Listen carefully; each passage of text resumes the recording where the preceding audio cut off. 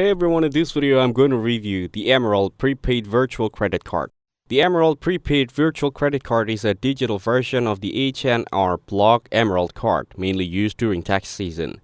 It's designed for people who want fast access to their tax refund without needing a physical card. Once your refund is loaded, you can use the virtual card to shop online, pay bills, or make digital purchases anywhere MasterCard is accepted.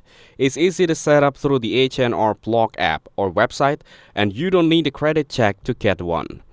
Since it's prepaid, you can only spend what's on the card, no overdraft worries.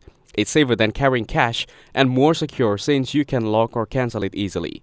The card is FDIC insured, so your funds are protected. You can also move money to your bank or use it with services like Apple Pay.